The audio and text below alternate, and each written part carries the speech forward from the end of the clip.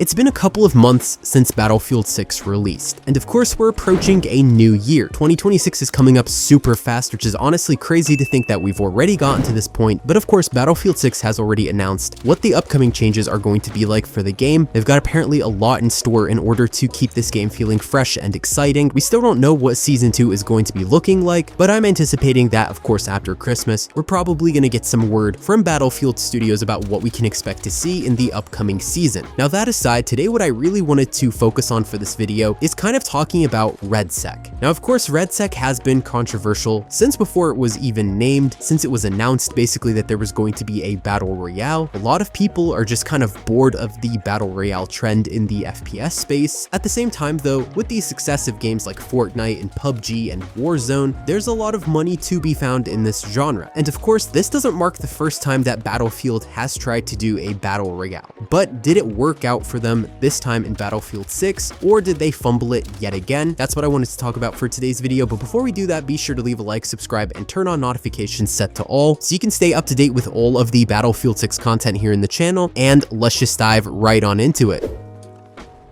So the reason I wanted to do this video today was because I saw a report that apparently Battlefield 6's free-to-play RedSec just didn't pull in that many players. It wasn't substantial enough to really boost the player count on Battlefield 6. Now, as we know, Battlefield 6 is the best-selling game of 2025. It's outsold Call of Duty this year, so obviously the player base for Battlefield 6 this year is huge. And this is also considering the fact that Battlefield 6 is available only on current-gen consoles, meaning the Xbox Series consoles, PlayStation 5, and of course PC. So you'd think that with the success of Battlefield 6, that RedSec would have seen a pretty similar kind of success level, especially because Warzone has been stale. And so you'd think that a lot of people who want to move away from Warzone want a solid alternative, and what better alternative than to go to the competitor, that being Battlefield. However, apparently Battlefield's RedSec just isn't really working out for players the way that Warzone did. There's a couple of reasons why I think that is. First up, I do think that it's just not the right audience. So Battlefield players, they just don't really seem to be that interested in the Battle Royale sphere.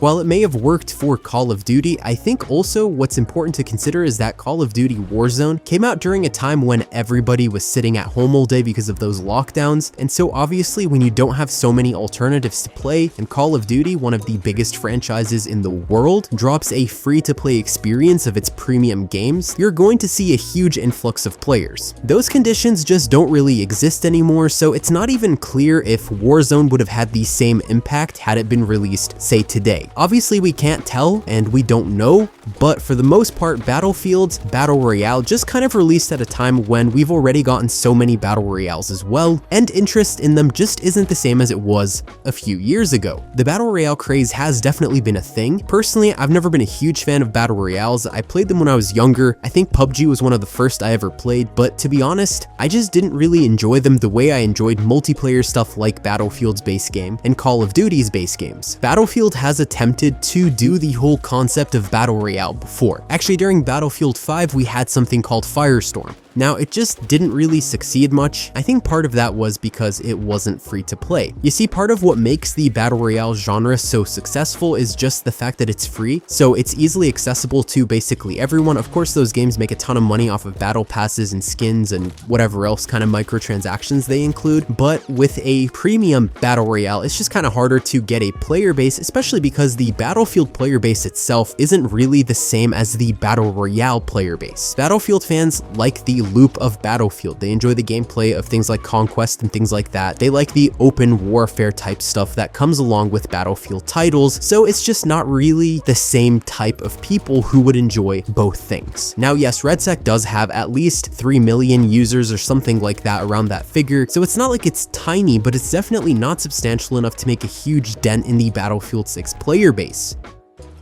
And the thing with Battle Royales is what Call of Duty did with Warzone was that they used it as a way to get people from the free-to-play to purchase Call of Duty, to purchase skins, so it's kind of like a gateway into the premium version of your base game, but it doesn't really seem like that plan kind of worked out for Battlefield. It doesn't really look like RedSec's player base really cared enough to purchase Battlefield 6, because it looks like basically whoever wanted to buy the game just bought the game or was waiting for basically a Christmas sale like what's going on right now. I think another part of it has to do with the fact that battle royales tend to, for the most part, appeal to the competitive scene. What I mean by that is like esports, right? So we know that Call of Duty has an established esports kind of thing going for it, and esports for the most part for battle royales has been a pretty big thing. There's a lot of professional battle royale players out there. The thing is that with Battlefield, yes, it's had a competitive scene before, but it's never been something as substantial as, of course, something like Call of Duty or Fortnite or basically whatever other games have huge competitive scenes attached to them. I'm not really into esports, so I don't know too much about it, but from what I know, there's definitely games that have solid esports bases. I just never really saw Battlefield having that same kind of a thing. I think also people who like to play Battlefield, they don't necessarily care to watch competitive matches of the game. With RedSec, with any battle royale, really, what kind of props it up is the fact that you have a competitive scene attached to it. Now, of course, Battlefield announced their intentions to do a competitive scene, and a lot of Warzone streamers were excited because they found Warzone boring, and they were hoping that RedSec would kind of give them something else to play. Battlefield was supposed to kick off 2 tournaments. You've got the Elite Series, which was supposed to be for the content creators and the pros, and then the Open Tournaments, which was supposed to be basically for everybody else to compete. The thing is, the Open Tournament was not going to start this year regardless. They had kind of announced their intentions initially to basically just like fix the game up, and then they would start it when the time was right, and that they would kick off the Elite Series this year. And it was supposed to start on December 10th. But the thing is, we all know that the Winter Offensive update, which launched on December 9th, was not a good update in the initial days. Now, at this point, the game basically is running pretty smoothly. I haven't seen the same issues. In fact, basically every day since they've kind of patched a couple of these errors, I found it fine. I know that there are some people that will say that the game's still kind of broken, but I'm not really seeing that currently.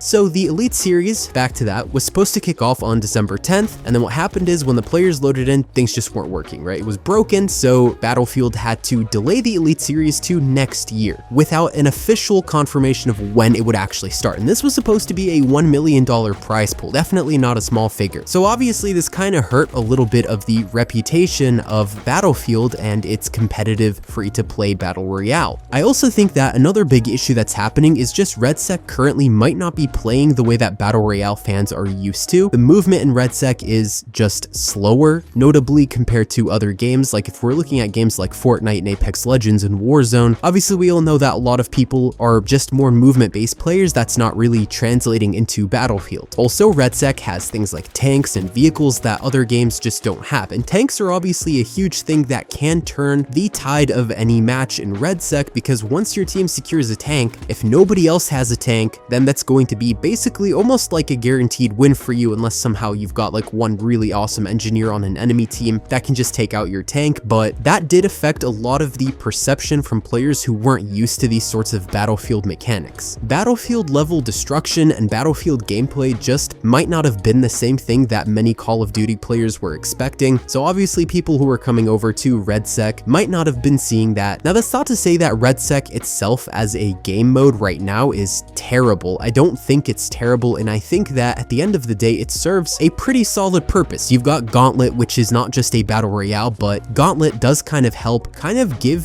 free-to-play players a pretty solid experience. So I don't think that it's bad necessarily. I think another problem also has to do with the fact that RedSec's kind of being enforced onto Battlefield 6 players with those challenges, with a lot of things just kind of being locked behind playing battle royale. And of course there's also no solos. They said that they're going to be adding solos later, but who knows when that would be, right? And so obviously for people who don't want to play team-based stuff, who don't want to play with other people that they don't know, that does affect who wants to play a battle royale. Of course, Warzone didn't launch with solos, but still, you would expect that at this point in time it's kind of known people want solo experiences. I don't know if I would say that RedSec is a complete and total failure, but I definitely don't think it succeeded in the way that EA had hoped, because their goals were to get hundreds of millions of active players, and I just don't really see that happening with the way that Battlefield is operating currently. I do also think that the RedSec game itself just needs improvement and needs refinement. Do I think that in the future it could actually work out really well? Yeah, definitely. I do think that there's time to turn things around, but I can definitely see why RedSec wasn't the insane hit that I'm sure EA wanted it to be. But anyways, let me know what you guys think in the comments below. Be sure to leave a like, subscribe, and turn on notifications set to all so you can stay up to date with all of the content here in the channel. And that's all for today, folks.